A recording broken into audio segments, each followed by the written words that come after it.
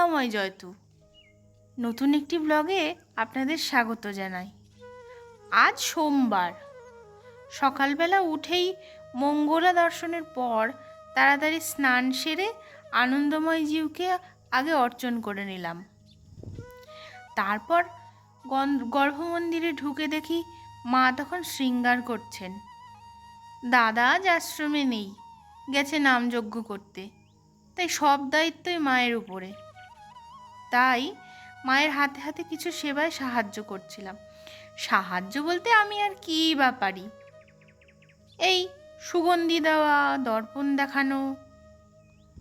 দেখুন আজ কি মিষ্টি লাগছে সবাইকে।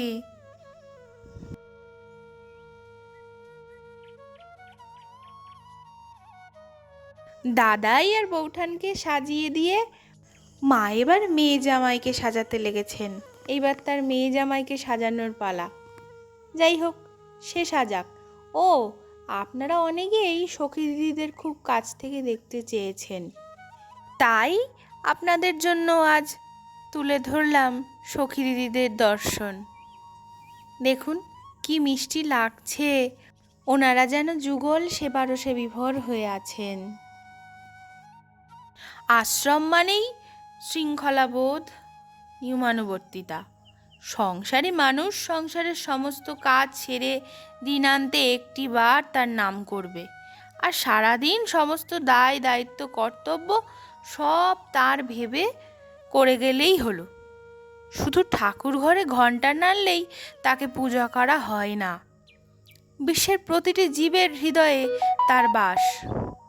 জানেন তো, আমাদের মা বলেন যে যতটুকু ভজন করুক না কেন, শ্রীমন লীলাময়লাল 24 ঘন্টায় একটি বার অন্তত তার ভক্তের সাথে দেখা করতে যান।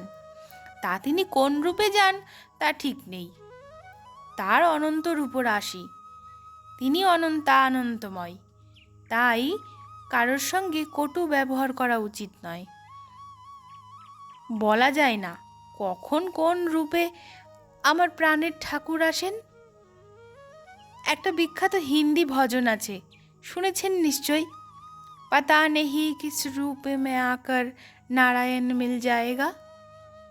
আজ না কাজের খুব চাপ, মা একলা তো, তাই আর ভিডিও করতে পারলাম না। আজকের মতন এটুকুই, দেখা হচ্ছে আরেকটি ব্লগে। তোমরা সকলে এভাবেই আমার পাশে থেকো। 500 থেকে একদিন 500K হব, আর সবাই মিলে আনন্দে ভজন করব। লীলাময় জয়তু।